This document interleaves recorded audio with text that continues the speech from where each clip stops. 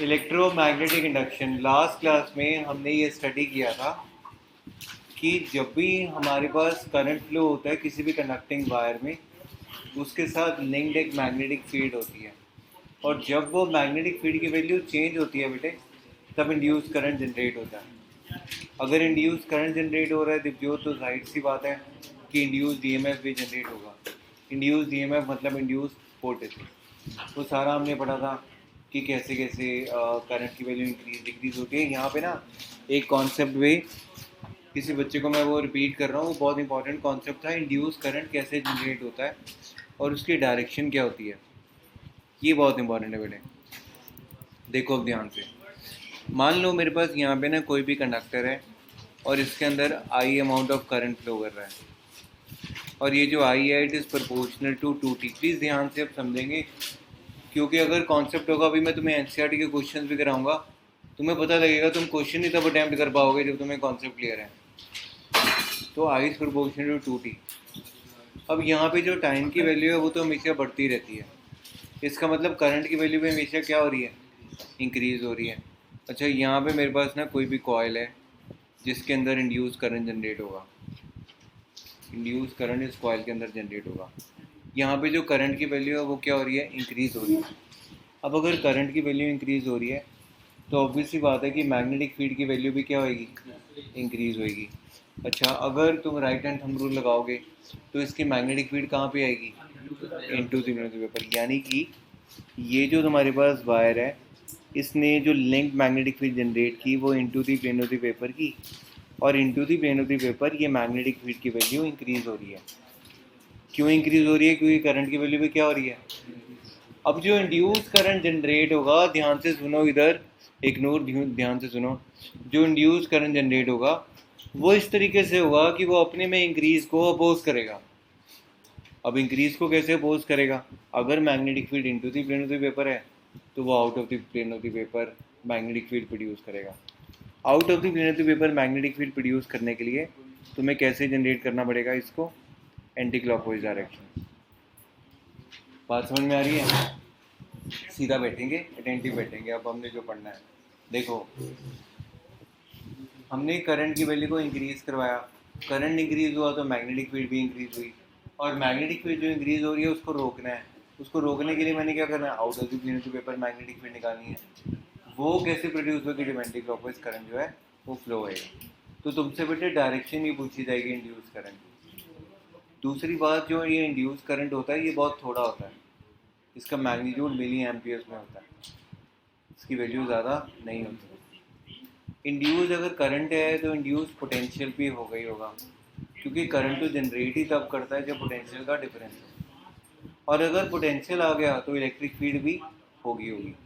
Last class में मैंने बहुत डिटेल में बताया था कि जो इंड्यूस इलेक्ट्रिक फील्ड होती है वो नॉन इलेक्ट्रोस्टैटिक होती है और नॉन कंजर्वेटिव होती है, और जो इंड्यूस इलेक्ट्रिक फील्ड है वो क्लोज कर्व्स बनाती है। वैसे जो इलेक्ट्रिक फील्ड है वो क्लोज कर्व्स नहीं बनाती, लेकिन induced electric field closed curves. ये क्वेश्चन पूछा जाता है, क्वेश्चन आता है कि electric field can form the closed curves, तो आंसर है इसका yes, induced electric field can form the closed curves. Clear है, यहाँ तक लिखो, एक लाइन लिखो, हाईलाइट करके लिखो, induced electric field is non electrostatic, induced electric field is non-electrostatic and non-conservative in nature. Electromagnetic induction के दो लॉज थे, मनी कौन से थे, खड़े हो जाओ।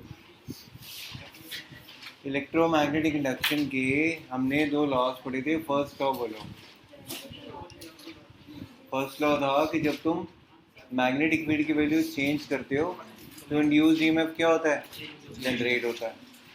और ये जो इंड्यूस्ड ईएमएफ होता है, सेकंड लॉ क्या था, induced EMF is rate of change of magnetic flux. बैठ जाओ, लिखो फर्स्ट लॉ, लिखो ईएमआई का फर्स्ट लॉ, ईएमआई का फर्स्ट लॉ था कि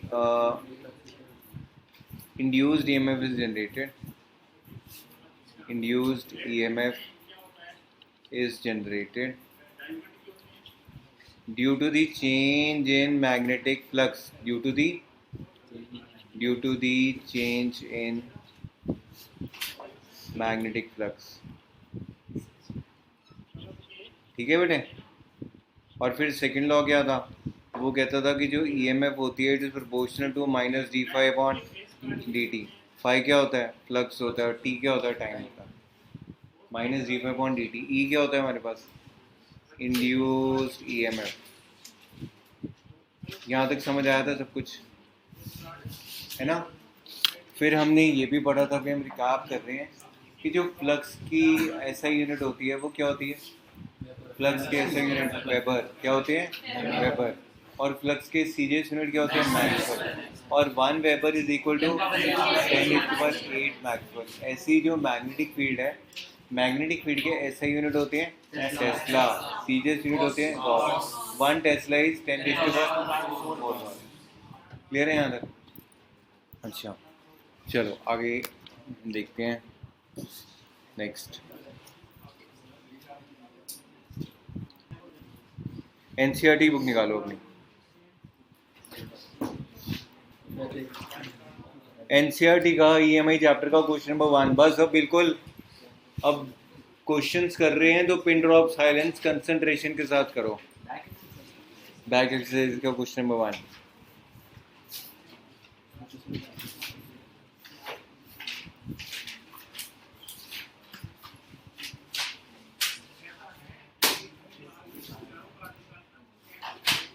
ये क्या करी जा रहे हैं, आराम आराम से करो। क्या टक टक टक टक।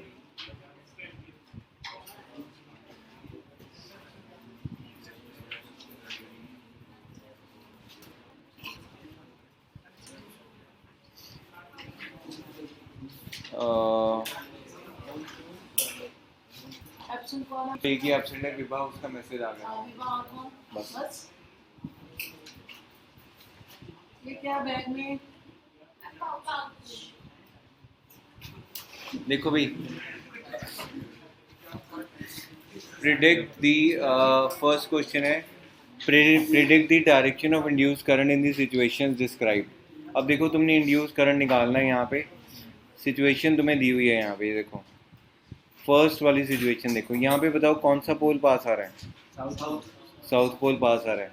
तो अगर साउथ पोल पास आ रहा है तो ये साउथ पोल को पास नहीं आने देगा, तो ये खुद क्या बनेगा, साउथ पोल। और साउथ पोल बनने के लिए क्लॉकवाइज रखना है उसको कि एंटी क्लॉकवाइज, क्लॉकवाइज। तो लिख लो क्लॉकवाइज होएगा यहाँ पे इंड्यूस करें, क्लॉकवाइज। ये बच्चे ना अटेंटिव बैठेंगे। अब हमने क्वेश्चंस करने हैं, जिसने ये करना है वो करो, टाइम वेस्ट करो, लेकिन मेरे को डिस्टर्ब ना करो, ठीक है। तो ये हो गया क्लॉकवाइज। और बी पार्ट में मेरे पास देखो यहाँ पे क्या हो रहा है, साउथ पोल इधर जा रहा है, तो यहाँ पे भी क्या होगा, क्लॉकवाइज। और दूसरे में क्या होगा, एंटी क्लॉकवाइज, एंटी क्लॉकवाइज। अच्छा नहीं, एक मिनट, क्लॉकवाइज ही होगा। पता है क्यों, क्योंकि इसका नॉर्थ दूर जा रहा है, नॉर्थ दूर जा रहा है, तो नॉर्थ को ट्रैक करने के लिए इसको किस में करना पड़ेगा, क्लॉकवाइज।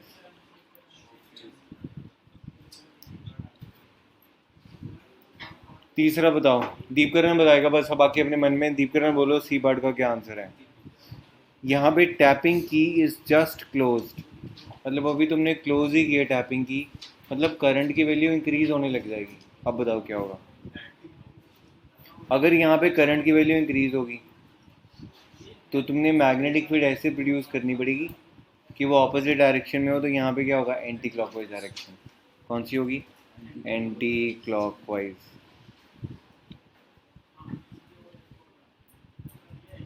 अच्छा अगला, rheostat setting being changed. Rheostat की सेटिंग नहीं इस तरफ को जा रही है, मतलब रेजिस्टेंस की वैल्यू बढ़ रही है। अगर रेजिस्टेंस की वैल्यू सर्किट में बढ़ रही है मतलब करंट कम हो रहा है। मतलब अगर करंट कम हो रहा है तो इसका मतलब करंट जा कैसे रहा था, यहाँ पे ये इस तरीके से जा रहा है। तो अगर ऐसे करंट कम हो रहा है तो ऐसे करंट को हमें बढ़ाना पड़ेगा, तो सेम ऐसे जनरेट हो जाएगा। ठीक है। उसके बाद अगला समझ आ रहा है अविराज? टैपिंग की जस्ट रिलीज, टैपिंग की को रिलीज़ किया। अगर तुमने टैपिंग की को रिलीज़ किया मतलब करंट वैल्यू क्या होने लग गई? रिड्यूस होने लग गई। रिलीज़ किया ना इसको, करंट की वैल्यू क्या होगी? रिड्यूस होगी। तो ये करंट की वैल्यू को क्या करेगा? इंक्रीज करेगा। अगर यहाँ पे क्लॉकवाइज है तो यहाँ पे क्या हो जाएगा, और अगर यहाँ पे एंटी क्लॉकवाइज है तो यहाँ पे क्या होगा? समझ में आ रही है बात? कॉन्सेप्ट समझ में आ रहा है? अगला current decreasing eight steady rate. इसमें ये जो करंट की वैल्यू है डिक्रीजिंग एट स्टेडी रेट, ध्यान से सोच के बताना, बहुत अच्छी एग्जांपल है। अवेयरनेस भी तुम्हारी माइंड की चेक होगी। कंडक्टर है, कंडक्टर के अंदर करंट की वैल्यू डिक्रीज हो रही है, तो बताओ, और ये उसने दिया हुआ है ऐसे लूप। बेटे इसमें कुछ भी नहीं होगा, पता है क्यों? क्योंकि जो कंडक्टर है ना, तुम अगर राइट हैंड थंब रूल लगाओगे तो जो फील्ड लाइंस होती है ना, मैग्नेटिक फील्ड लाइंस, वो ऐसे होंगी, ऐसे बन जाएंगी। तो ये तो पैरेलल हो गया, तो अगर पैरेलल हो गया तो कोई फ़र्क नहीं पड़ेगा। तो यहाँ पे लिखो no change, no effect, since the magnetic field lines, since the magnetic field lines are parallel, are parallel to the plane of the loop, are parallel to the plane of the loop.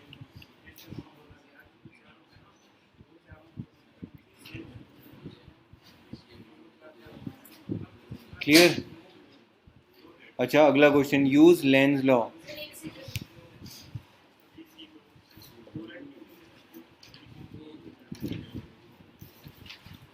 Question आता है कि जो Lenz law है क्या वो conservation of energy को validate करता है? करता है। लिखो, लिखो, Lenz law is in accordance with conservation of energy. Lenz's law is in accordance with conservation of energy. Lenz's law is in accordance with conservation of energy. मतलब conservation of energy को वो follow करेगा। क्या करेगा? Follow करेगा। अच्छा 6.2 देखो, कहता है use Lenz law to determine the direction of, direction in the situation, the wire of irregular shape turning into a circular shape. ये रहा, पहले इरेगुलर शेप है, इसको सर्कुलर शेप में बना रहे हैं। अब मेरे को बताओ, ये इरेगुलर शेप थी, सर्कुलर शेप में बन रही है, इसका एरिया बेटे इंक्रीज हो रहा है कि डिक्रीज हो रहा है? वायर पहले ऐसी थी, अब ऐसे बन गई, एरिया क्या हुआ? इंक्रीज हुआ। अगर एरिया इंक्रीज हुआ, ये मैग्नेटिक फील्ड कहाँ पे है? ये मैग्नेटिक फील्ड में इसको क्रॉस है ना यहाँ पे, मैग्नेटिक फील्ड कहाँ पे है? Into the plane of the paper. मतलब into the plane of the paper तुम्हारी जो मैग्नेटिक फील्ड है उसकी वैल्यू क्या हो रही है? इंक्रीज हो रही है। तुम उस इंक्रीज को क्या करोगे? डिक्रीज करोगे। तो अगर तुम्हारा into the plane of the paper अगर क्लॉकवाइज डायरेक्शन में करंट है तो इंड्यूस करंट कैसे होगा? बहुत ध्यान से समझने वाली बात है बेटे, ध्यान से समझो। वो कहता है कि ये जो लूप है ये सर्कुलर फॉर्म में जा रहा है। अगर सर्कुलर फॉर्म में जा रहा है तो मैंने देख लिया इसका एरिया इंक्रीज हो रहा है। एरिया इंक्रीज हो रहा है मतलब मैग्नेटिक फील्ड की वैल्यू लेंथ इंक्रीज हो रही है। मैग्नेटिक फील्ड कहाँ पे है? Into the plane of the paper. मेरे पास इंड्यूस ईएमएफ ऐसे जनरेट होगा कि वो अपोज करेगा इस इफेक्ट को। तो अगर अपोज करेगा इस इफेक्ट को तो इंड्यूस करंट कैसे जनरेट होगा? एंटी क्लॉकवाइज, क्योंकि जब तुम एंटी क्लॉकवाइज करोगे तो वो कहाँ आएगा? Out of the plane of the paper. समझ आया? अब शिवम बताएगा। Second card, a circular loop big deformed into a narrow straight wire. ये लूप है, इसको डिफॉर्म करके स्ट्रेट वायर बना रहे हैं। अब क्या होगा इसमें? क्या होगा इसमें? क्या होगा? देखो लूप है ना, लूप को डिफॉर्म करके तुमने क्या बनाया? स्ट्रेट वायर बनाई। मतलब तुम एरिया को इंक्रीज कर रहे हो, डिक्रीज कर रहे हो। मतलब अब मैग्नेटिक फील्ड कहाँ पे है? Out of the plane. मतलब जो out of the plane magnetic field है उसको क्या कर रहे हो तुम? डिक्रीज कर रहे हो। लेकिन इंड्यूस करंट ऐसे जनरेट होगा कि out of the plane magnetic field को इंक्रीज करेगा, तो वो out of anti clockwise direction में आउट ऑफ द प्लेन बन जाएगी। समझ में आ रही है बात? इंड्यूस्ड ईएमएफ हमेशा ऐसे जनरेट होता है कि तुमने जो तुम्हारा कॉज उसको प्रोड्यूस कर रहा है उसको अपोज करना होता है। तो मेरे को ये देखना, अगर मैग्नेटिक फील्ड इंक्रीज हो रही है तो डिक्रीज कर दो, अगर डिक्रीज हो रही है तो इंक्रीज कर दो, अगर करंट इंक्रीज हो रहा है तो इंड्यूस करंट की वैल्यू को कम कर दो, अगर करंट डिक्रीज हो रहा है तो इंड्यूस करंट की वैल्यू को बढ़ा दो। ऐसे होता है। तो ये बी पार्ट का आंसर क्या आएगा बताओ? ठीक है, चलो आगे चले हम।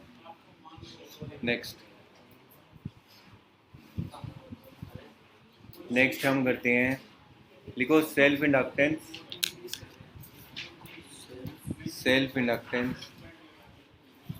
Of an inductor. Self inductance of an inductor अगला टॉपिक है, नहीं थर्ड क्वेश्चन ही है। Self inductance of inductor.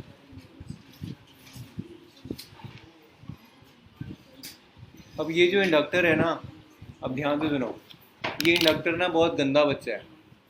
गंदा बच्चा मतलब इसमें कुछ भी चेंज प्रोड्यूस करोगे ये उसको अपोज करेगा। इसको बिठा के मार के बिठा दो पढ़ाने के लिए तो ये पढ़ना नहीं चाहता।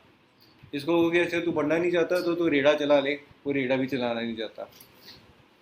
मेरी बात समझ में आ रही है? तो इंडक्टर एक गंदा बच्चा है। अब इंडक्टर का काम क्या है? ऑब्वियसली सोसाइटी में सभी तो नहीं इंजीनियर्स डॉक्टर्स बन जाते, सभी इंजीनियर्स डॉक्टर्स नहीं बनते, हर एक का अपना अपना ग्रेड होता है। तो ये इंडक्टर का काम क्या है? ये सर्किट में करंट की वैल्यू को जहाँ पे कम करने की ज़रूरत है वहाँ पे कम करेगा, जहाँ पे बढ़ाने की ज़रूरत है वहाँ पे बढ़ाएगा। अब कैसे करेगा ये बताते हैं हम। सेल्फ इंडक्टेंस ऑफ इंडक्टर, मान लो मेरे पास ये एक इंडक्टर है,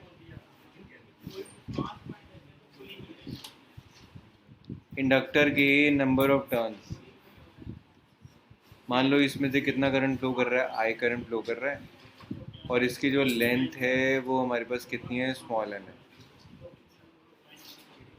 ठीक है। और इसके पास जो टोटल नंबर ऑफ टर्न्स हैं वो कैपिटल एन है। Capital N is equal to total number of turns,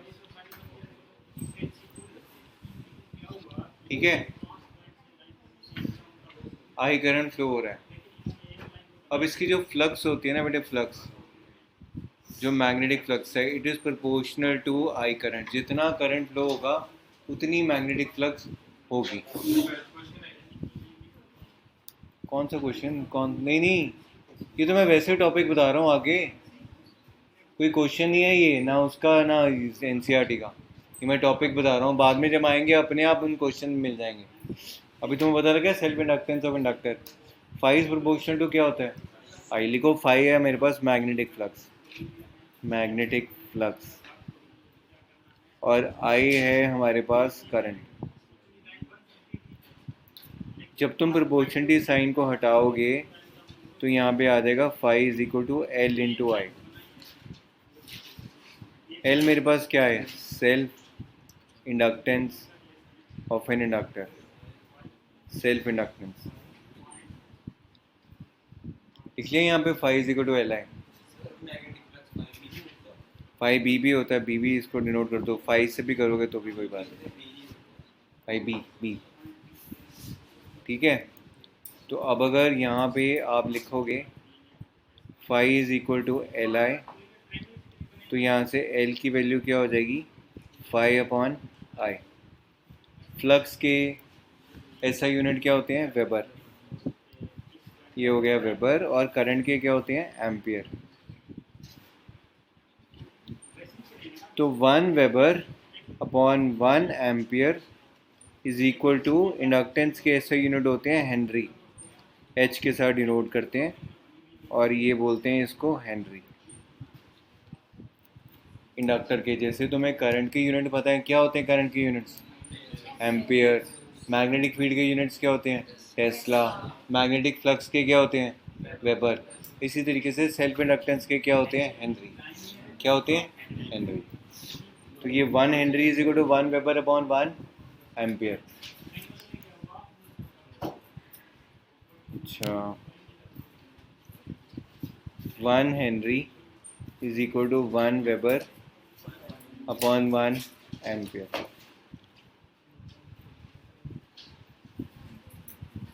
ठीक है। ऐसा यूनिट क्या हो गया इंडक्टेंस के? हेनरी। इसी तरीके से इसके सीजीएस यूनिट भी होते हैं। सीजीएस यूनिट होते हैं एब हेनरी। क्या होते हैं? Ab Henry. जैसे वो चार्ज का था ना कूलम, तो 1 हेनरी इज इक्वल टू 10 एब हेनरी। ये रिलेशनशिप है बीच में, 1 हेनरी इज इक्वल टू 10 एब हेनरी। अच्छा, अब सेल्फ इंडक्टेंस की वैल्यू मुझे इवैल्यूएट करनी है, किसकी? एक इंडक्टर की। तो उसको करने के लिए हमने इंडक्टर को इमेजिन किया, ये यहाँ पे एक इंडक्टर बनाओ,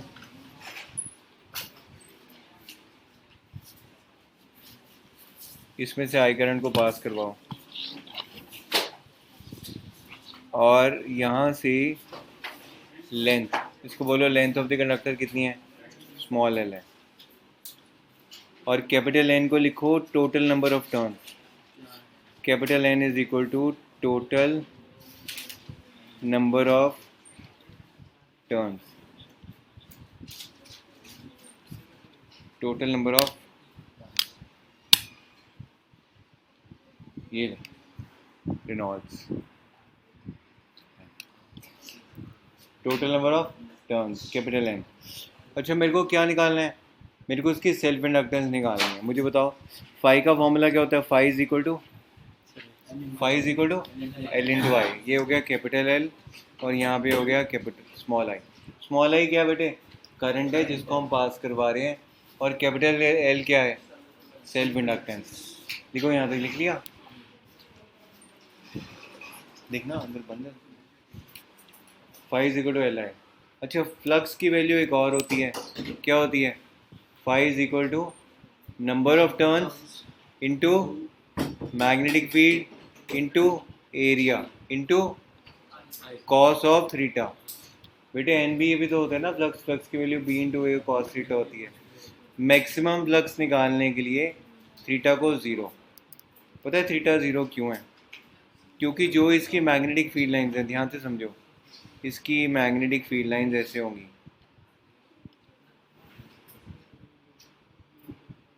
ठीक है, और इसका एरिया वेक्टर भी इस तरफ होगा। तो मैग्नेटिक फील्ड के बीच में और एरिया वेक्टर के बीच में एंगल कितना बन गया बेटे? एंगल कितना हो गया? 0 डिग्री। तो अगर एंगल 0 डिग्री हो गया तो यहाँ पे cos 0 आ गया। तो फ्लक्स की वैल्यू हो गई मेरे पास n into B into A cos of 0 is 1। ठीक है। अच्छा, अब आगे है हमारे पास phi is equal to L I. Phi is equal to L into I. मैं n into B into A लिखता हूँ। B magnetic field due to solenoid कितनी होती है? क्या फॉर्मूला होता है? Mu naught N I. Mu naught N I मतलब mu naught into small N into I is equal to L into I. I से आई क्या हो गया? कैंसिल। तो अच्छा, साथ में यहाँ पे ए भी तो था, ए भी है, तो ये आ गया L is equal to mu naught into capital N. Small N को क्या लिख सकते हैं हम? स्मॉल एन होता है बेटे capital N per unit length. तो capital N into capital N क्या हो गया? एन स्क्वायर हो गया, साथ में आ गया A divided by L. So this is the self inductance of an inductor. Self inductance of an inductor ये आ गया L is equal to mu naught into N square into A upon L upon L. L क्या है? Number of turn. A क्या है? Area of cross section. Small L क्या है? Mu naught क्या है? Magnetic permeability in free space. क्या है म्यू नॉट? लिखो लिखो उसको, magnetic permeability in free space. Magnetic permeability in free space. अगर तुम फ्री स्पेस ना यूज़ करके कोई मीडियम यूज़ करते हो बेटे, तो यहाँ पे आ जाएगा L is equal to mu medium into N square into A upon L. ये है मेरे पास मैग्नेटिक परमेबिलिटी ऑफ मीडियम। बहुत ही क्लियरली मैंने तुमको बताया था कि परमेबिलिटी क्या होती है, परमिटिविटी क्या होती है, मैग्नेटिक परमेबिलिटी इन मीडियम। आपको बताया था ना मैंने कि जो परमिटिविटी होती है वो होती है रिव्योत permission given to the charges so that they can exert forces on each other. Permeability होती है number of magnetic field lines which are passing from a particular area. If it is ferromagnetic material, permeability is very high. If it is paramagnetic material, permeability is somewhat low. But in the diamagnetic material, permeability is negative. No magnetic field line can pass through a diamagnetic material. Is this clear? तो self inductance का relationship हमारे पास क्या है बेटे? Mu naught बोलो n square a upon l। n क्या होता है? Number of turns. a क्या होता है? Area of. स्मॉल l क्या होता है? लेंथ। लेंथ किसकी? सॉलिनॉइड। कैपिटल N क्या है? Number of. अगर हम magnetic field of a solenoid की बात करें तो फॉर्मूला क्या होता है? Mu naught into small n into I. Small n क्या होता है? Capital N per unit. Capital N क्या है? Number of. और स्मॉल l क्या है? अच्छा ये हो गया। नेक्स्ट लिखेंगे हम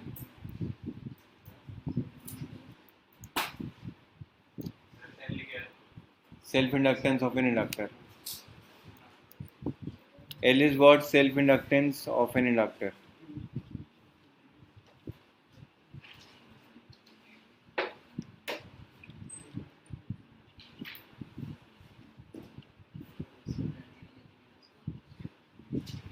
ठीक है,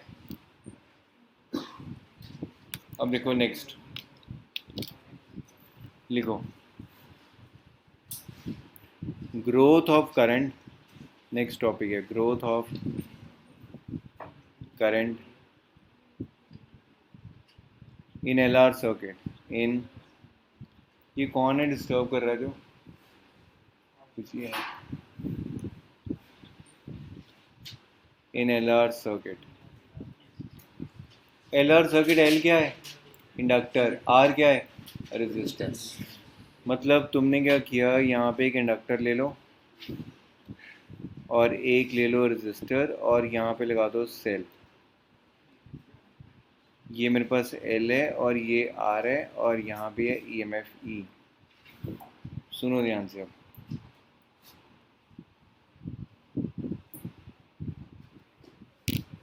तुमने सेल को कनेक्ट किया, सर्किट में करंट धीरे धीरे बेटे ग्रो होना शुरू होगा, लेकिन बीच में था इंडक्टर। इंडक्टर उसकी ग्रोथ को रोकेगा, ग्रोथ को, क्योंकि इंडक्टर का तो काम है उसने चेंज को अपोज करना है, उसने चेंज को अपोज करना है। ठीक है, तो क्या होता है अगर सपोज मैं यहाँ पे केवीएल लगाऊँ तो ये मेरे पास हो जाएगा E minus I into are, क्योंकि रेजिस्टर के क्रॉस पोटेंशियल हो जाएगा माइनस आई आर। और ये जो इंडक्टर है ना बेटे, इसके क्रॉस पोटेंशियल होता है minus L D I upon D T. ये कैसे होता है मैं बताता हूँ तुमको। इंडक्टर के क्रॉस पोटेंशियल देखो, इंडक्टर के क्रॉस ईएमएफ आपने निकाला, फॉर्मूला था क्या होता है? Minus D five upon D T. ये तो आपने पढ़ा। एक मिनट में अभी समझा दो फिर बताता हूँ। फाइव की वैल्यू क्या है? Five is equal to L into I. Value यहाँ पे सब्स्टिट्यूट की, ये मेरे पास आ जाएगा minus D by D T और साथ में हो जाएगा L into I which is equal to what? Minus L इधर आ गया और अंदर क्या आ गया? D I upon D T. ये क्या है हमारे पास? ई एम एफ। क्या है ये? So E is equal to minus L D I upon D T. This is the E M F across an inductor. लिख लो E M F across the inductor, across inductor. हाँ ये लो last slide.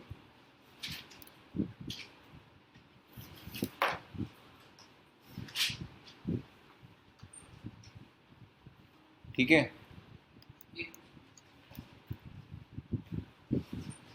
क्या पढ़ रहे हैं हम? LR circuit में क्या ग्रो हो रहा है? करंट। क्यों करंट को ग्रो होने में टाइम लग रहा है? क्योंकि इंडक्टर ने चेंज को।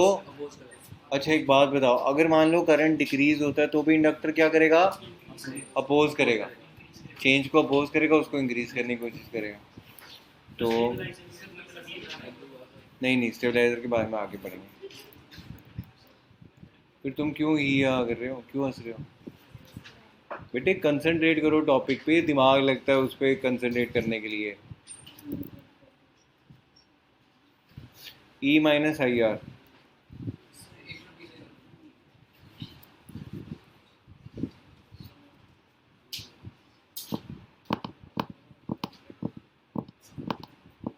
एक मनी नहीं कर रहे।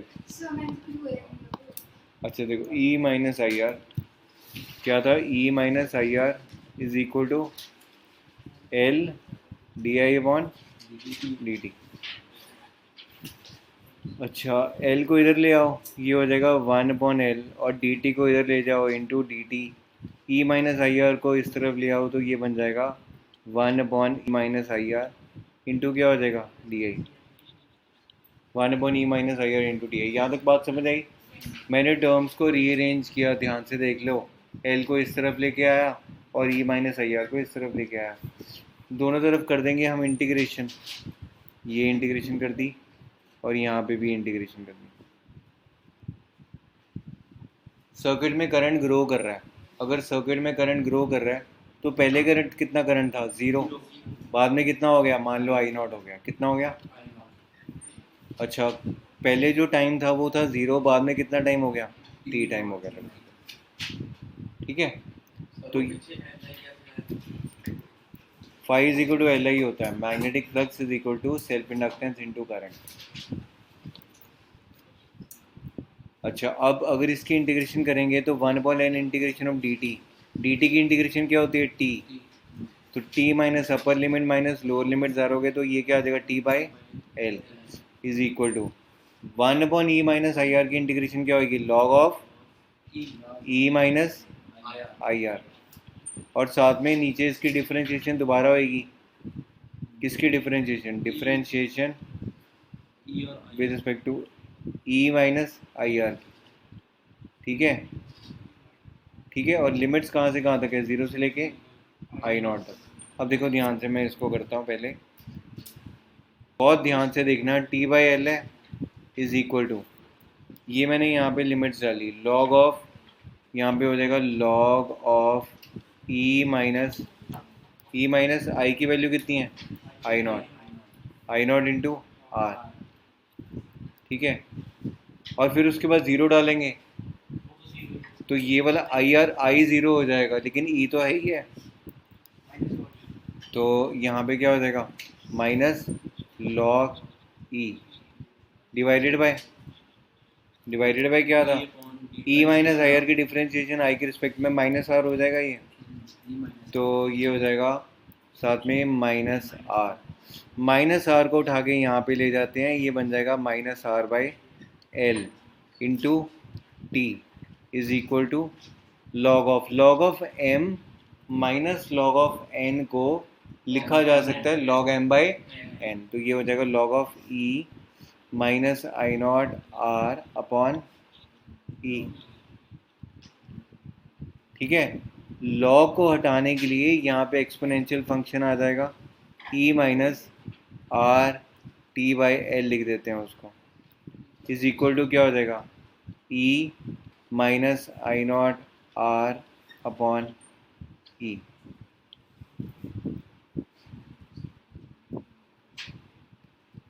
हो गया?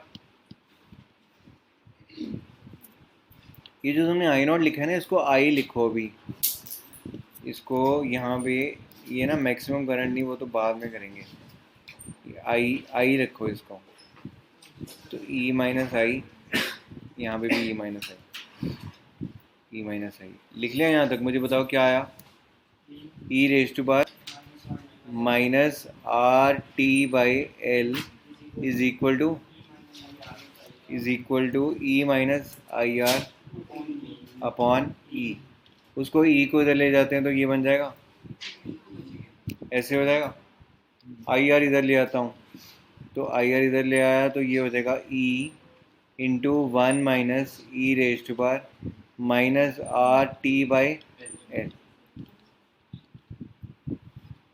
ठीक है, एक ना कुछ ही टाओ होता है, टाओ क्या हुआ, टाओ होता है टाइम कांस्टेंट। क्या होता है, टाइम कांस्टेंट। मतलब तुम सबका अपना अपना एक टाइम कांस्टेंट है, मतलब तुम अपना अपना टाइम लेते हो ट्रैक पे आने के लिए। किसी को समझ आ जाता है जल्दी, किसी को थोड़ी देर बाद समझ आया, किसी को उससे भी। तो अपना अपना क्या है, टाइम कांस्टेंट है। टाउ इज इक्वल टू क्या हो गया, L upon R. Tau is equal to क्या हो गया, एल अपॉन आर। तो ये क्या हो गया, I into R is equal to E into 1 minus E raise to power. यहाँ पे माइनस टी है ना, बताओ इसको ऐसे लिख दूँ, टी अपॉन टाउ लिख दूँ, क्योंकि जब तुम मनी इधर ध्यान देंगे tau is equal to L by R put करोगे तो ये आ जाएगा। अच्छा, आई की वैल्यू क्या बन गई, e upon R into 1 minus E raise to power minus T by tau. ये जो ई अपॉन आर है ना बेटे, वोल्टेज अपॉन रेजिस्टेंस क्या होता है, करंट। मैक्सिमम वोल्टेज ईएमएफ होता है, मैक्सिमम वोल्टेज अपॉन रेजिस्टेंस क्या हो जाएगा, मैक्सिमम करंट। मैक्सिमम करंट को आई नॉट के साथ डिनोट कर देंगे, तो ये वैल्यू आ जाएगी growth of current in the circuit, ये हो जाएगा I is equal to I naught into 1 minus E raise to power minus T by tau. कुछ ही ये ग्राफ ऐसे बन जाता है, कुछ ही हमने ग्राफ बना लिया। यहाँ पे करंट है और यहाँ पे हमारे पास टाइम है, ठीक है। ये ऐसे बनता ग्राफ। लो नोट कर लो बच्चे से, लो क्या हुआ अदर, समझ नहीं आया बेटे। 2-3 बार ना घर जाके प्रैक्टिस करनी होती है, जैसे मनी करती है। करते ही हो आप, देख लो मनी आपके फ्रेंड्स क्या बोल रहे हैं।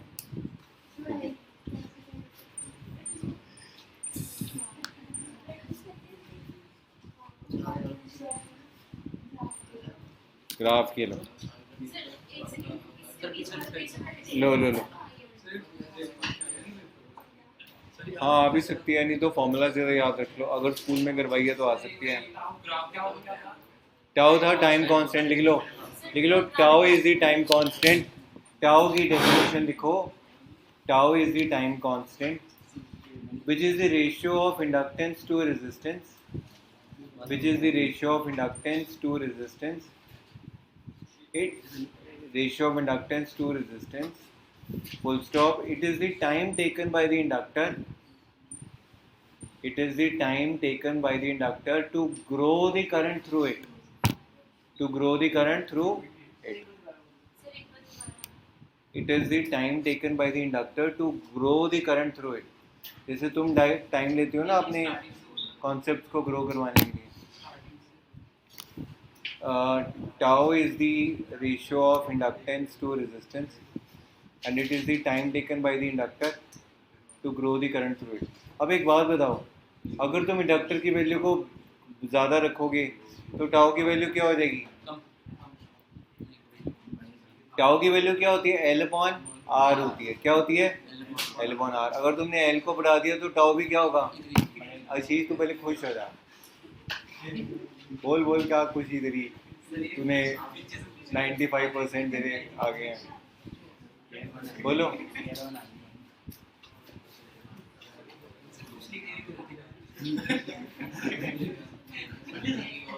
पता लगा, ठीक है।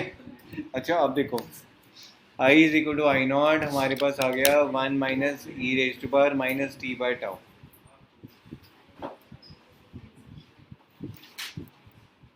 आई नॉट हमारे पास क्या है, मैक्सिमम वैल्यू, क्या है, maximum value of current.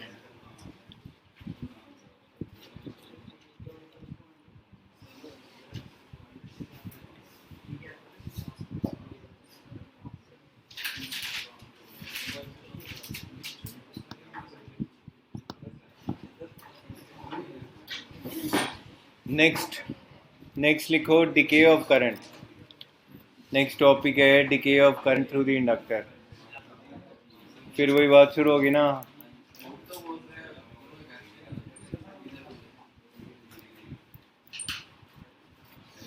Decay of current भी बोलो मत, डिके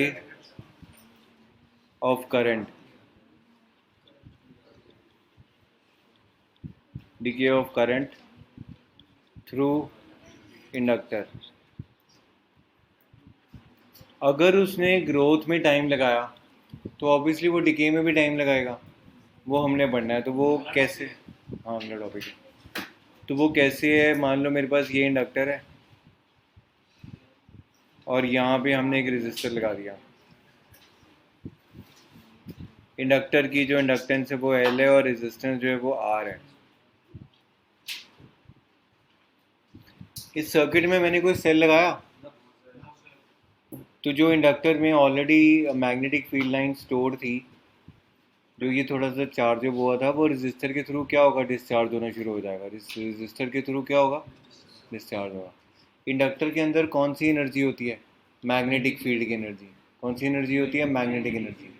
और कैपेसिटर के अंदर कौन सी एनर्जी होती है, इलेक्ट्रोस्टैटिक एनर्जी, इलेक्ट्रिक फील्ड की एनर्जी। लिखो लिखो, capacitor has electrostatic energy stored in it. Capacitor has electrostatic energy stored in it, whereas the inductor has magnetic energy stored in it. Inductor has magnetic energy stored in it,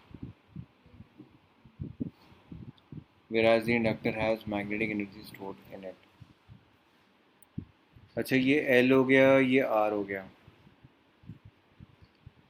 अब अगर मान लो इसमें हम KVL लगाएं तो क्या होगा, minus L D I upon D T is minus I R is equal to zero. Minus L D I upon D T minus I R is equal to zero. बोलो, क्योंकि इंडक्टर के cross E M F होता ही minus D phi upon D T है, minus L D I upon D T होता है। तो minus L D I upon D T, और यहाँ पे रेजिस्टर को क्रॉस करेंगे तो minus I R is equal to zero. तो ये आ जाएगा, ये क्या आएगा, minus L D I upon D T is equal to I R, minus L D I upon D T is equal to I R. आगे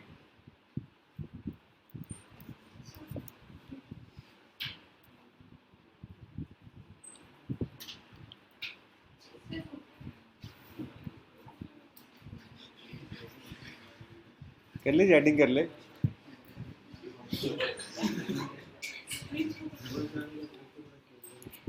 minus L D I upon D T is equal to I R. अच्छा, ये हो गया minus L D I upon D T is equal to I R. अच्छा, यहाँ पे आ जाएगा मेरे पास वन अपॉन आई इंटू कर दो D I is equal to minus R upon L into कर दो डी टी। ठीक है, रीअरेंज किया टर्म्स को, एक बार देख लो ध्यान से। आई को इस तरफ ले गए, एल को इस तरफ ले गए, दोनों तरफ कर दिया हमने इंटीग्रेशन। अब इंटीग्रेशन की लिमिट्स मुझे ध्यान से सोच के बताओ। करंट पहले कितना था, करंट पहले कितना था, नहीं, अब तुम डिस्चार्ज कर रहे हो ना, करंट पहले कितना था, आई नॉट, फाइनली कितना हो जाएगा, ज़ीरो। अच्छा, टाइम जो है वो क्या होगा, ज़ीरो से लेके टी तक, वो तो वही रहेगा। अच्छा, one upon I D I, इसका क्या होगा, log of I, log of I, और फिर कहाँ से कहाँ तक, आई नॉट से लेके ज़ीरो तक। और यहाँ पे क्या होगा, minus R upon L into T.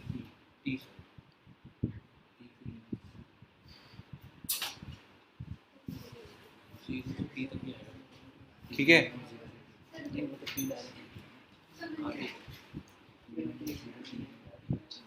देखो भाई, मैं ना यहाँ पे करंट लेता हूँ आई नॉट से आई तक, पूरा ज़ीरो। तो जा रहा हूँ दोबारा, बताइए मुझे। देखो इधर ध्यान से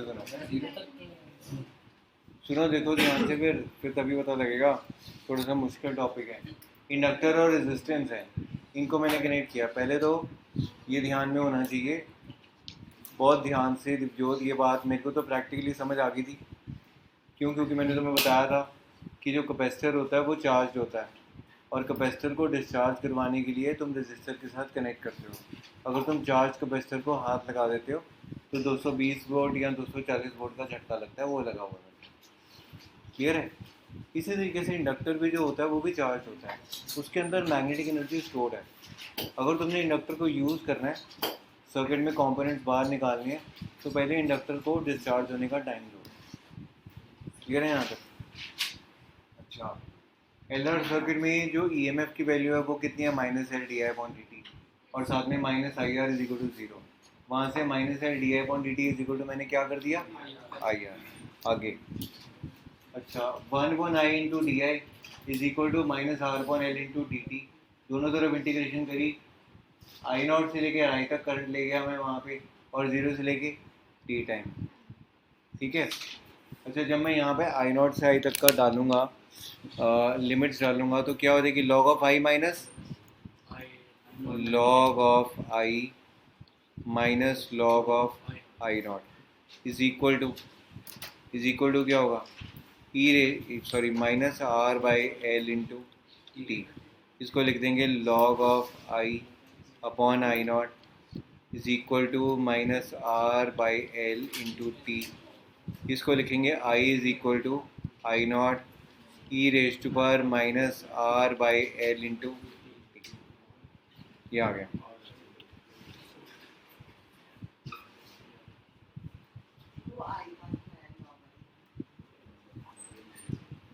ये था ना log m minus log n, इसको लिख दिया log m/n। नहीं, हमने लिमिट्स ये लिखे हैं, I0 से I तक चेंज कर दी थी।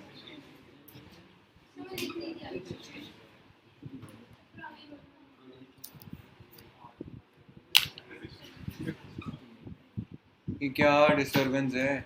अजीज, क्या हो गया? I is equal to I0 e⁻⁻RL/RL × t। तो इसको तुम लिख सकते हो I is equal to I0, हाँ, t/τ, I0 e⁻⁻t/τ।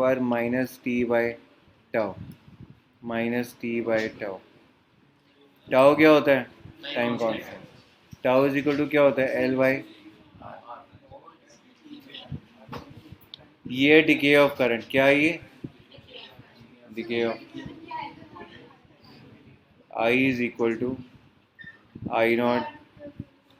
एक तो पता है क्या, मेरे को पहले बोल तो लेने दिया करो बीच में ही।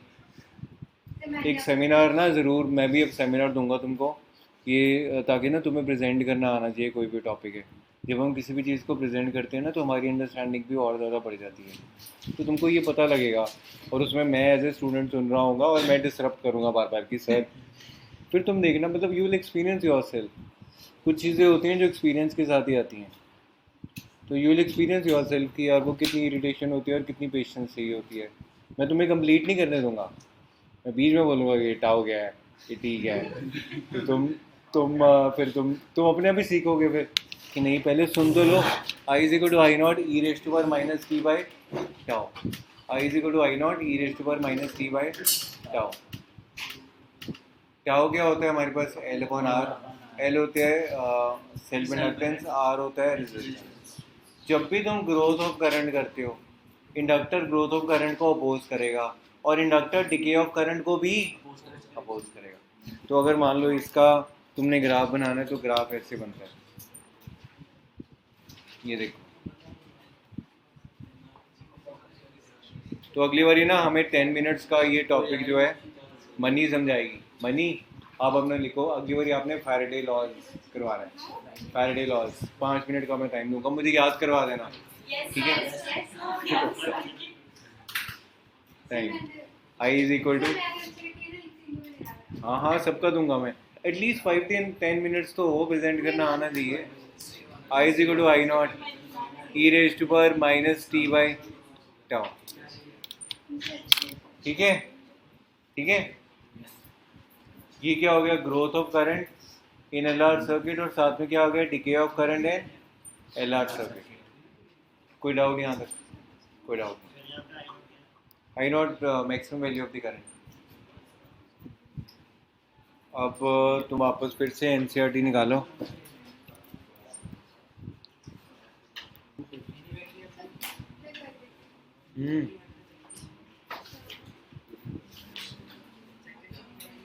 मनी कोई बात नहीं, बाद में नोट कर लेना। हाँ ये देखो क्वेश्चन करने हैं ना मनी, देखो इधर क्वेश्चन नंबर 3 करेंगे सॉल्व। आर्यन तू भी शुरू हो गया बीच में? मुझे तो चले यार, बहती गंगा में हाथ धो लेते।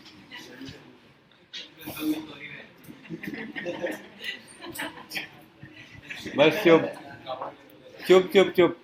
ये देखो long solenoid with 15 turns per centimetre. Per centimetre, 1 centimetre में कितने टर्न्स हैं? 15 turns. Has a small loop of area, लिखो पहले, लिखो area is equal to, area 2 centimetre square है तो ये हो जाएगा 2 into 10⁻⁻⁴ metre square. Place inside the solenoid normal to its axis. Normal to its axis मतलब थीटा की वैल्यू कितनी है? 0। If the current carried by the solenoid changes steadily from 2 ampere to 4 ampere, theta 0। ये पता है क्या, मैं question नहीं कर सकता, प्लीज क्लास से बाहर चले जाओ, मैं डांट भी नहीं सकता, समझ आ रहा है? अब अगर मैंने किसी को देख लिया ना, मैंने क्लास से बाहर निकाल देना है।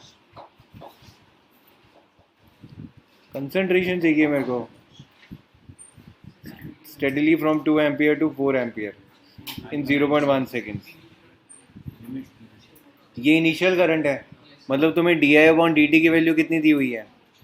di/dt की वैल्यू फाइनल माइनस इनिशियल होता है ना, तो 2/0.1 कितना हो गया? 2/0.1 मतलब ये 20 हो गया।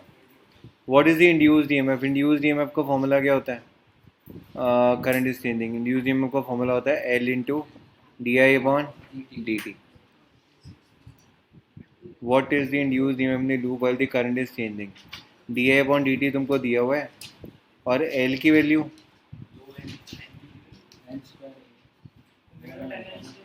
L की वैल्यू कैसे निकालेंगे?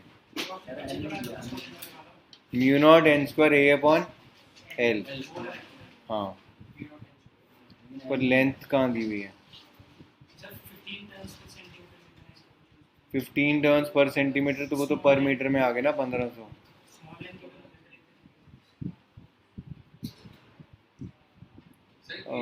What is the induced EMF in the E is equal to -L di/dt। L की वैल्यू कैसे निकालेंगे? L की वैल्यू निकालेंगे μ0 n²a/L, और L को यूनिटी ले लेंगे, 1 ले लेंगे, क्योंकि सेंटीमीटर को पर सेंटीमीटर है ना, इसको मीटर में कर लोगे तो कैपिटल N की वैल्यू कितनी है? 1500 हो जाएगा ना का स्क्वायर। एरिया तुमको दिया हुआ है, μ0 भी तुमको दिया हुआ है, निकाल के आंसर मैच करो, पीछे से सॉल्व करो। μ0 की वैल्यू क्या होगी? 4.2 10⁻⁻⁷।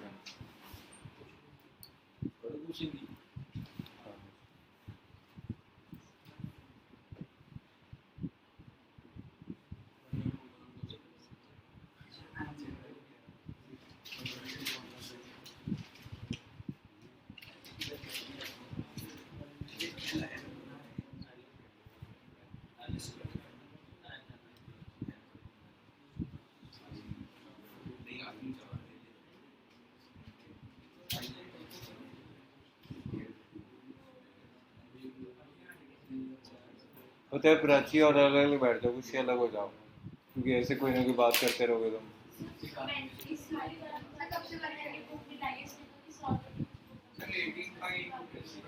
चेक करो पीछे आंसर, ठीक है?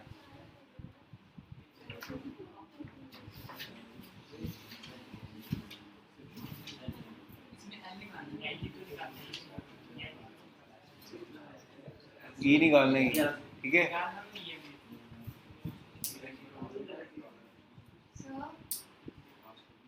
क्या अब कर लो, क्वेश्चन कर लो। बुक कहाँ है आपकी? बुक कहाँ है? ऐसे ही करो मनी, यही करो।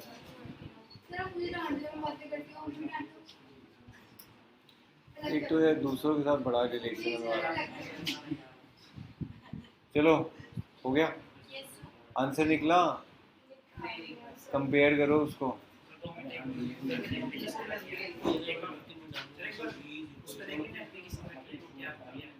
नहीं आंसर नहीं आया, मैं देख लेता हूँ, मैं इसमें देख लेता हूँ।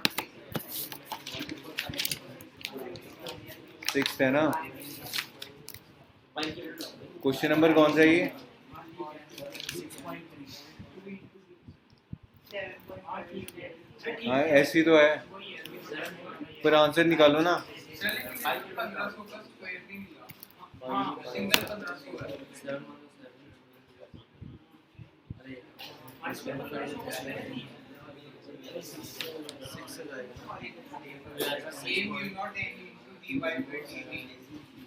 ऐसा कर सकते हैं ना, एक स्मॉल उसका वैल्यू n into n डाल के इसका प्राप्त करें।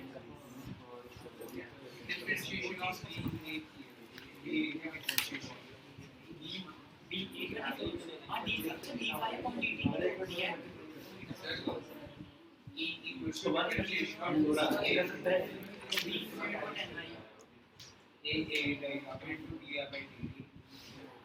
नहीं दोबारा आना चाहिए।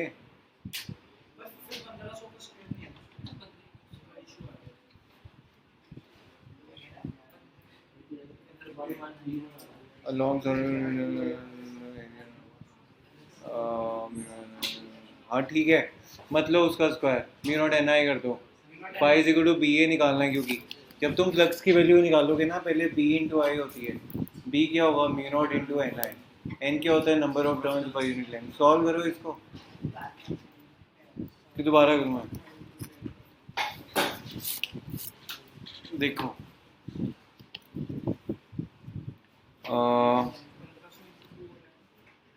तुम निकालोगे फ्लक्स, फ्लक्स का फॉर्मूला क्या होता है, phi is equal to B into A into cos of zero theta, क्योंकि ज़ीरो है। बी की वैल्यू कितनी है mu naught into N into I into area, area कितना दिया हुआ है 2 सेंटीमीटर स्क्वायर, मतलब 2 इंटू 10⁻⁻⁴। करंट कितना दिया हुआ है 2 amperes into number of turns, वो क्या हो जाएंगे 15 पर सेंटीमीटर, मतलब 1500 हो गए। 1500 इंटू म्यू नॉट की वैल्यू कितनी है 4 पाई इंटू 10⁻⁻7। ठीक है, यहाँ से तुम फाई निकाल लो, और जब फाई आ गया तुम्हारा तो फाई इज इक्वल टू क्या होता है एल इंटू आई, वहाँ से निकल जाएगा। ई एम एफ निकालना है, निकालना क्या है what is induced E M F. अच्छा इंड्यूस्ड ई एम एफ होता है E is equal to minus D phi upon D T, तो ये हो जाएगा equals to minus L T I upon D T.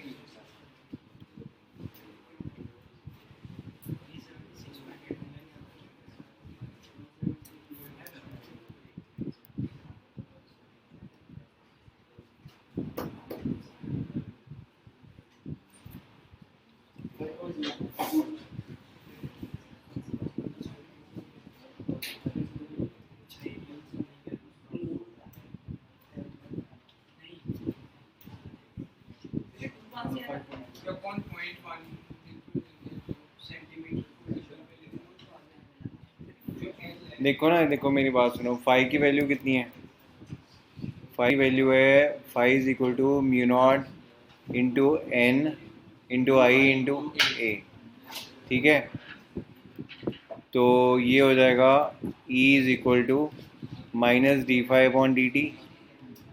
पता, जो नहीं करना चाहते ना वहाँ आप क्लास से चले जाओ, मैं नहीं पूछ रहा ना, जब मैं यहाँ पे कर रहा हूँ तो उससे पूछने का क्या मतलब है, ऊपर से तो बहस कर रहा है आगे से, मैं पूछ ही रहा हूँ बता ही रहा हूँ।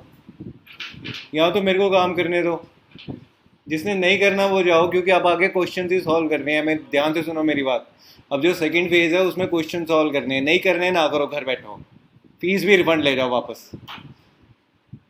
मेरी बात समझ में आ रही है, काम नहीं करना है, पढ़ना नहीं है तो मतों में हर क्लास में से चिल्ला नहीं सकता।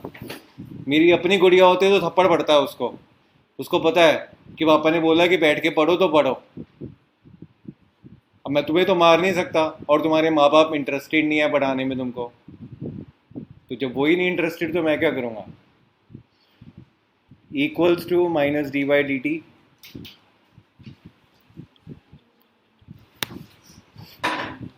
यहाँ भी क्या हो जाएगा mu naught into N into I अपने आप घर से करना नहीं, क्वेश्चन मैं करवाऊँ तो भी करना नहीं, घर से भी कुछ नहीं करना।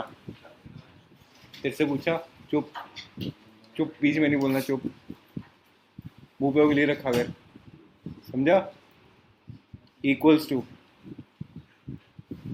म्यू नॉट, ये एन कांस्टेंट है, ए बार आ गया, साथ में D I bond D T. D I bond D T की वैल्यू तुमको पता है ना? D I bond D T की वैल्यू पता है कितनी है? 20। एरिया की वैल्यू कितनी है? 2 इंटू 10⁻⁻⁴। एन की वैल्यू कितनी है? 1500। और म्यू नॉट की वैल्यू कितनी है? 4 पाई इंटू। सॉल्व करो और आंसर मैच करो पीछे से, एग्जैक्ट आना चाहिए। बुक्स होनी चाहिए एक तो अपने पास। बुक नहीं है जिसके बाद खड़े हो जाओ, मैंने ग्रुप में डाला था, मैं पागल हूँ, बार बार अपडेट करी जाता हूँ ग्रुप में, खड़े हो बनी। और जिसके पास नहीं है खड़े हो जाओ। कोई नोटिफिकेशन देखने का कोई इंटरेस्ट ही नहीं है तुमको तो खड़े रहा करो। जब मैंने स्पेशली ग्रुप में डाला कि ब्रिंग योर बुक्स, तो तुम्हें पता नहीं है कि लेके आनी है। अब वहाँ की बातें करवा दो जितनी मर्जी, इधर उधर की। निकम्मे निठल्ले बन जाओगे, इसको बोलते हैं निकम्मा और निठल्ला, वो बन जाओगे। नलायक दूसरा वर्ड होता है नलायक, मैं बोलना नहीं चाहता। तो अगर वही बनना, अगर नलायक बनना है तो मेरे को तो ना तंग करो, खड़े रहा करो ऐसे, बुक नहीं लेके आनी तो इसको सॉल्व करो जो कर रहे हैं। शर्म ही नहीं है। हाँ क्या? हाँ तो सभी खड़े हैं, कौन नहीं खड़ा? कौन नहीं है बताओ? कुछ बुक नहीं है तो तुम दोनों के पास एक नहीं है तो अपने आप तुम्हें खड़ा होना चाहिए ना। अजीब है मतलब सिस्टम, क्यों से चोरी करने की आदत है ना? जब सारे खड़े हो रहे हैं बेटे तो तुम्हें भी अपने आप खड़े होना चाहिए। हाँ तो चलो इसको सॉल्व करो।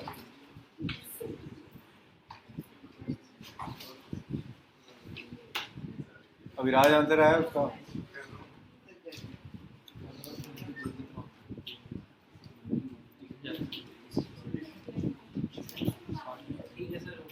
हो गया?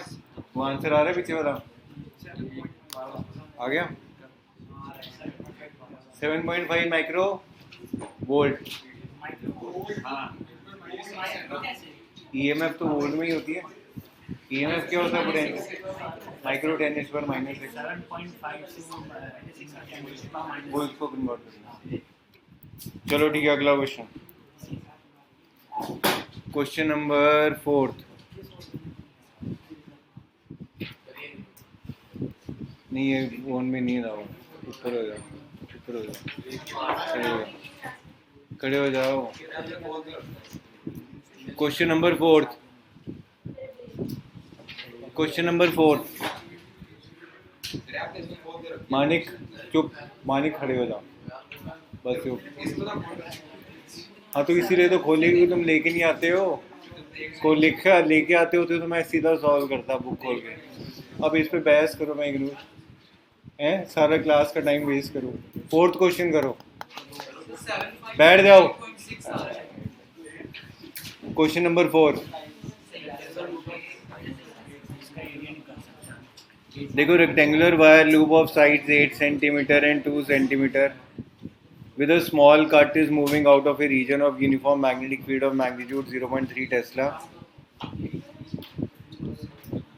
directed normal to the loop.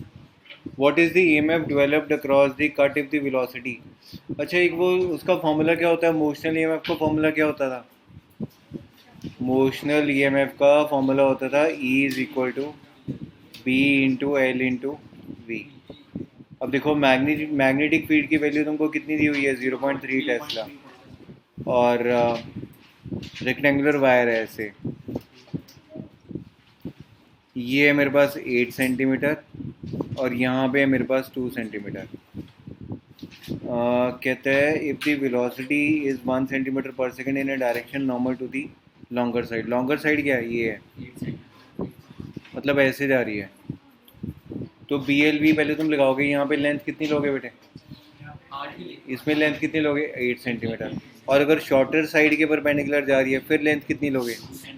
Put करो, वैल्यू निकालो, आंसर मैच करो। फटाफट से BLV। सर इसमें स्टेट DLV क्या है? हाँ BLV।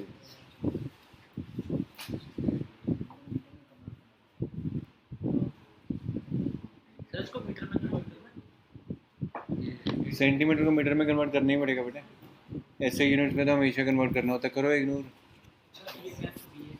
मैंने कॉपी चेक करनी है क्लास के एंड में, मुझे पता लगेगा क्या। फ़ोन छोड़ दे तो पढ़ ले, ठीक है तेरे।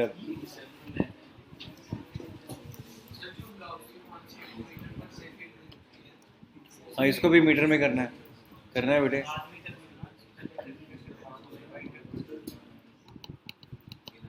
आंसर मैच करो फिर उसके बाद, आंसर मैच करो, पीछे आंसर देखो। स्ट्रेट फॉरवर्ड क्वेश्चन है ये।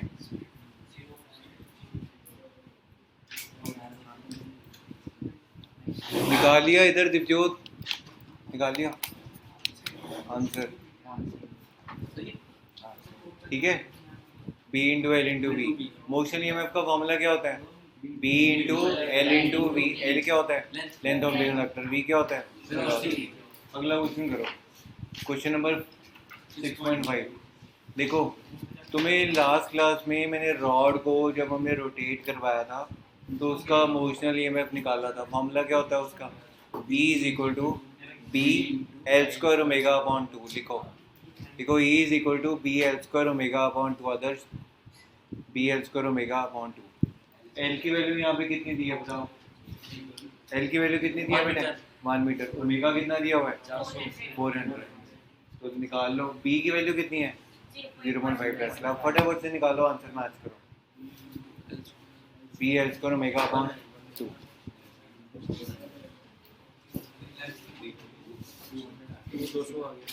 सर 200 आ रहा है। आंसर मैच करो। E की वैल्यू क्या आ रही है? E की वैल्यू 200 वोल्ट। चेक कर लो सही है आंसर की नहीं।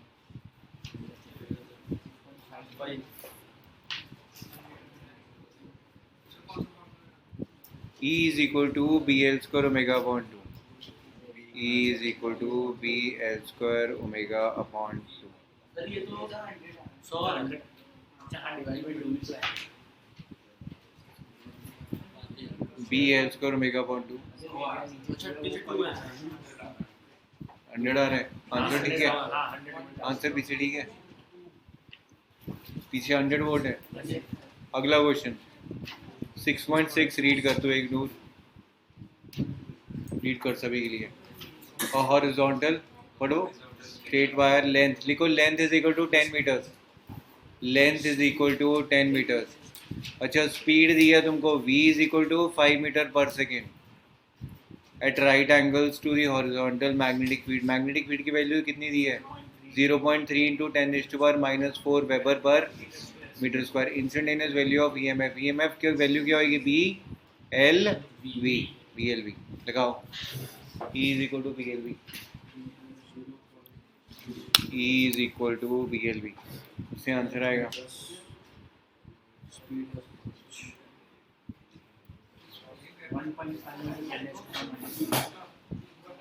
अच्छा what is the direction of EMF? ये डायरेक्शन ऑफ EMF तुम निकाल लोगे अपने फ्लेमिंग्स लेफ्ट हैंड रूल से।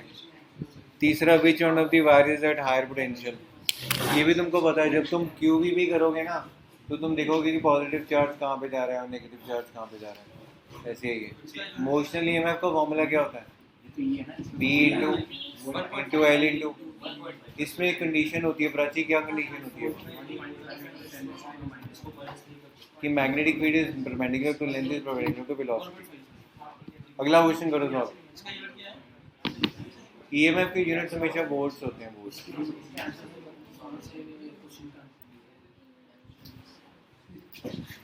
क्वेश्चन नंबर 7 को रीड करेगी खुशी, रीड करेगी खुशी खुशी खुशी। चलो क्वेश्चन नंबर 7, हाँ रीड करना है।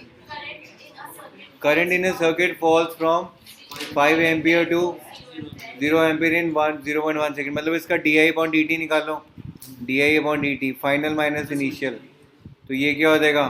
5/0.1 5/0.1 कितना आ गया 50 आ गया. If an average EMF of 200 volt, EMF की वैल्यू कितनी है 200. फॉर्मूला क्या होता है E is equal to -L/di/dt. तो E की वैल्यू कितनी है बेटे 200, di/dt कितना है 50. कर दिया इसको, क्या आ गया 4 क्या हेनरी. इंडक्टेंस के SI यूनिट क्या होते हैं हेनरी. इंडक्टेंस के सीरीज यूनिट क्या होते हैं ab henry. 1 henry is equal to how many ab henry 10 ab. ठीक है. तो क्वेश्चन नंबर 7 भी हो गया. क्वेश्चन नंबर 8 तो अभी पहले टॉपिक करना पड़ेगा तब होगा. उसके बाद ये क्वेश्चन नोट करो.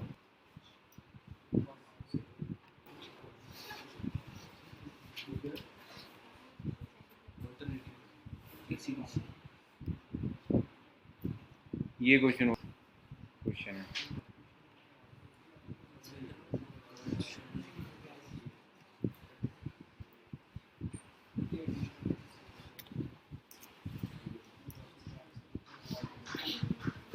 फटाफट से नोट करो.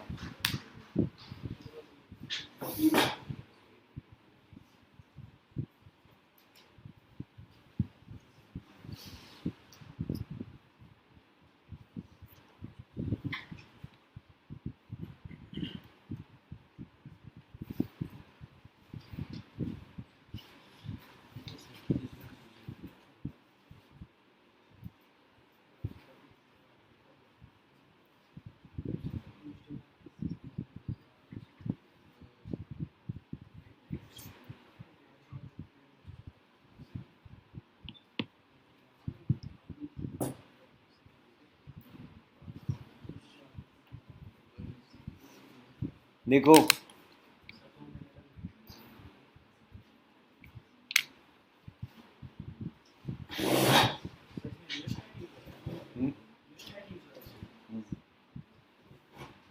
खुशी और प्राची अलग अलग बैठा करो, क्योंकि बातचीत नहीं होगी तो कंसंट्रेशन बनेगी.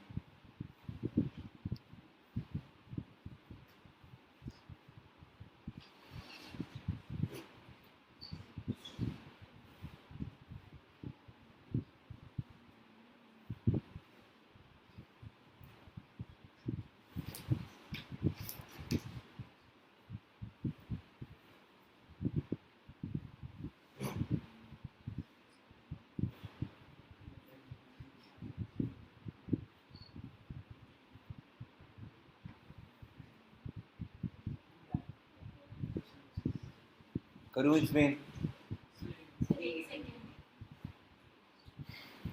समझ आ रहा है शुरू.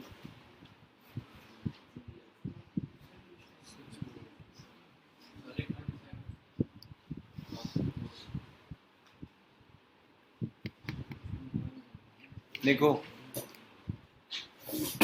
कहते हैं कंसीडर द सर्किट शोन. ये सर्किट है. The sliding contact is being pull towards right. मतलब ये जो कॉन्टैक्ट है ना बेटे, इसको राइट साइड की तरफ लेके जा रहे हैं.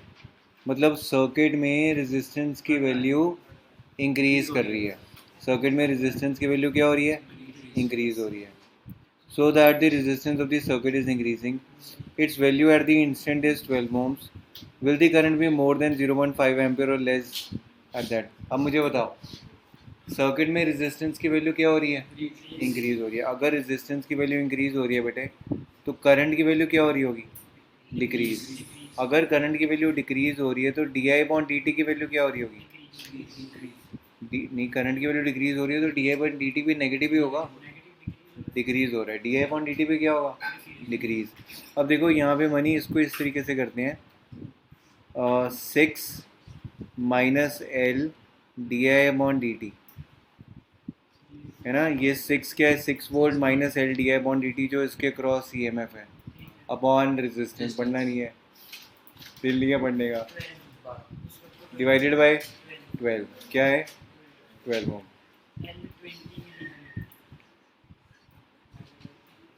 Will the current be more than 0.5 amperes or less than it at this instant.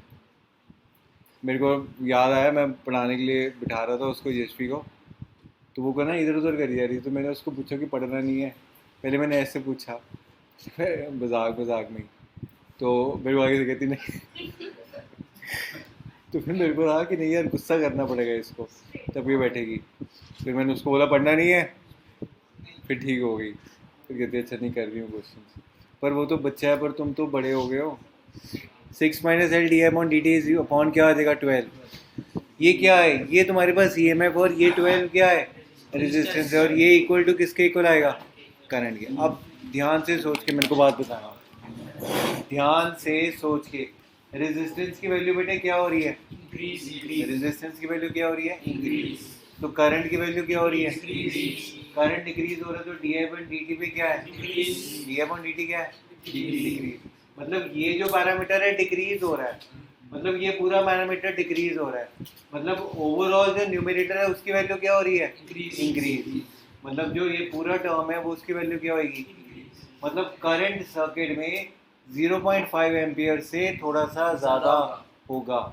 ध्यान से सुनो, हमारे पास ना शॉर्ट सर्किटिंग कई बार क्या होता है कि जो एमसीबी के स्विचेस हैं, जैसे ये जो तुम्हारी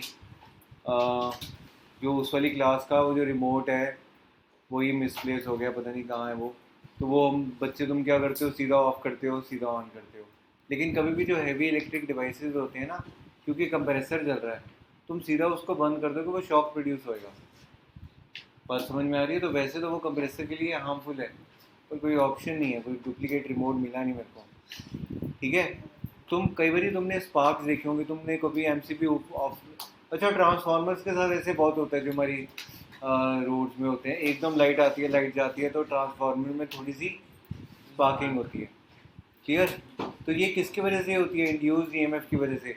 तुम अगर एकदम करंट को इंक्रीज करोगे वो इंक्रीज नहीं होने देगा, तुम एकदम करंट को डिक्रीज करोगे तो वो डिक्रीज। इसीलिए जिनका रिमोट है तो उसमें हम बोलते हैं कि पहले रिमोट से एसी को ऑफ करो, फिर उसके बाद फाइनल स्विच से उसको ऑफ करो। बात समझ में आई, क्लियर है यहाँ तक। अच्छा अब देखो इस क्वेश्चन को एक बार दोबारा देखते हैं। मैंने क्या किया, वोल्टेज कितनी दी हुई थी, 6 वोल्ट। इसके क्रॉस इंडक्टर के cross minus L D I upon D T.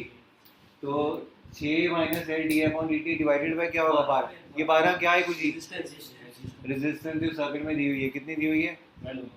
ये पूरा पैरामीटर बस अब खुशियाँ आंसर देगी। पूरा पैरामीटर किसके इक्वल है, ये पूरा हमने वोल्टेज अपॉन रेजिस्टेंस किया, किसके इक्वल है, करंट के इक्वल। किसके इक्वल है। अब हमने ये देखा कि जो न्यूमरेटर है, न्यूमरेटर की वैल्यू बढ़ रही है, न्यूमरेटर की वैल्यू बढ़ रही है तो करंट की वैल्यू भी थोड़ी सी क्या होगी। तो आंसर क्या आएगा, 0.5 एम्पियर से ज़्यादा। लिखो एट दिस पर्टिकुलर इंस्टेंट, लिखो at this particular instant since the resistance is increasing, since the resistance is increasing, money देखो, since the resistance is increasing, so the current is decreasing, so the current is decreasing and di upon dt is negative and di upon dt is negative.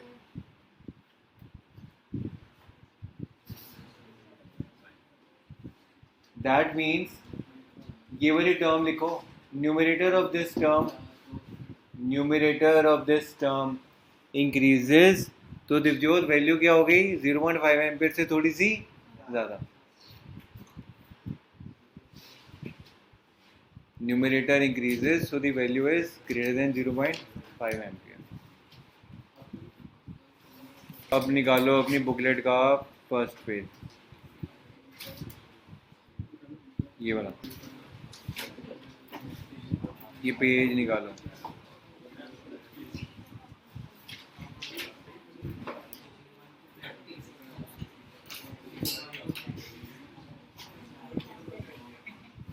Question number 8 हमने कर लिया, question 8 तो कर लिया था। Motional EMF की value क्या होती है, E is equal to B L V. वो सारे पैरामीटर्स निकाले थे ना, फोर्स का भी निकाला था, हीट का भी निकाला था, पावर का भी निकाला था। तो क्वेश्चन नंबर 8 तो कर लिया। हाँ भाई चुप हो जाओ, चुप हो जाओ। क्वेश्चन नंबर 10, चुप हो जाओ। क्वेश्चन नंबर 10, 10th पढ़ना जरा आ रहे हैं। What are the methods for generating induced EMF? पता लग गया तुमको मेथड्स इंड्यूस ईएमएफ कैसे होती है जनरेट। यहाँ तो तुम करंट को, ये बहुत इंपॉर्टेंट है, phi is equal to B A होता है ना, इंड्यूस्ड ईएमएफ का फॉर्मूला क्या होता है, E is equal to minus D Y upon D T. तो यहाँ पे क्या हो जाएगा, minus D Y D T of B into A. बेटे यहाँ तो तुम मैग्नेटिक फील्ड को चेंज करो, यहाँ तुम एरिया को चेंज करो, यहाँ तुम नंबर ऑफ टर्न्स को चेंज करो। अगर यहाँ पे एन बी होता, नंबर ऑफ टर्न्स भी अगर हैं तो इसको चेंज करोगे तो तुम्हारी जो इंड्यूस्ड ईएमएफ लिखो, देखो methods of generating induced EMF are, methods of generating induced EMF are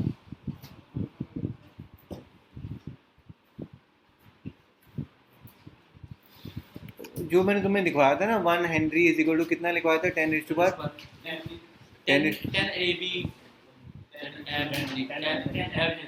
नहीं ये ना वो रिलेशन ठीक करो, मैंने गलत बोल दिया। 1 henry is equal to 10 is to power 9 ab henry है।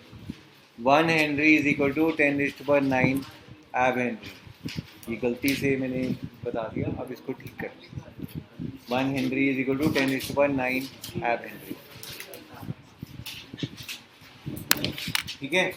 अब देखो कौन कौन से मेथड से इंड्यूस्ड ईएमएफ इंड्यूस किया जाता है। पहला कौन सा मेथड है, नंबर ऑफ टर्न्स को क्या कर दो, इंक्रीज या दूसरा क्या है, मैग्नेटिक फील्ड को क्या करो, चेंज कर दो, इंक्रीज या डिक्रीज किया। तीसरा क्या है, एरिया ऑफ क्रॉस सेक्शन जो लिंक्ड एरिया है उसको इंक्रीज या डिक्रीज किया।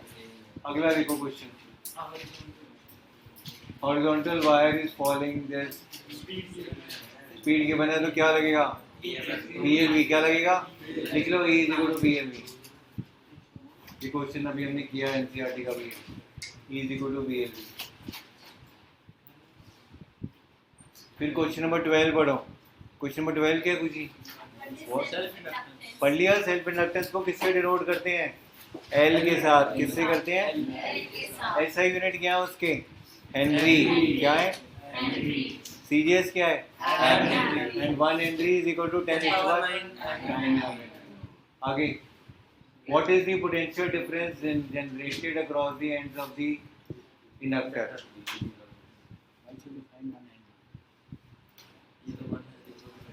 What is the potential difference, क्या होता है कंडक्टर के इंडक्टर के एंड्स में क्या होता है, E is equal to minus L D I upon D T. 1 henry की डेफिनेशन लिखो, लिखो 1 henry, phi is equal to L I से ये डेफिनेशन बनाएंगे हम, phi is equal to L into I, phi is equal to L I. लिखो 1 henry is defined as 1 Henry is defined as when 1 Weber of magnetic flux, when 1 Weber of magnetic flux is produced, when 1 Weber of magnetic flux is produced on passing the current of 1 ampere, on passing the current of 1 ampere, on passing the current of 1 ampere। ठीक है बेटे, phi is equal to L I से बनाई। Question number 13 को read करना जरा आर्यन, टिक कर दें ये भी। सेल्फ इंडक्टेंस का फॉर्मूला क्या होता है, एल इज इक्वल टू, ये ना टिक कर देना, मेरे को बता देना कि ये क्वेश्चन हो गए हैं। तो ये L इज इक्वल टू क्या होता है formula, mu naught N square A upon, लिखो लिखो self inductance of a solenoid, लिखो self inductance of a solenoid is equal to mu naught N square A upon L. फिर अगला लिखो motional EMF, motional EMF is equal to B into L into V. फिर लिखो EMF generated, EMF generated when the rod is rotated with an angular velocity omega। क्या होता है formula, half B omega L square upon 2। Angular velocity omega half B omega square L upon 2, नहीं half B omega L square upon 2, ठीक है, half B omega L square upon 2, नहीं सिर्फ एक बार ही है, B omega L square upon 2, ठीक है। फिर लिखो induced EMF generated in an inductor, induced EMF, हाँ जाओ आप जाओ, इसको तो पढ़ाने दो। Induced EMF generated in the inductor is equal to minus N D phi upon D T, minus N D phi upon D T. N क्या number of turns है, फाई क्या है मैग्नेटिक फ्लक्स। फिर लिखो SI unit of magnetic flux, SI unit of magnetic flux क्या होते हैं, weber. सीरीज unit of magnetic flux maxwell. 1 weber is how many maxwell, 8। 1 weber is equal to 10⁻8 Maxwell.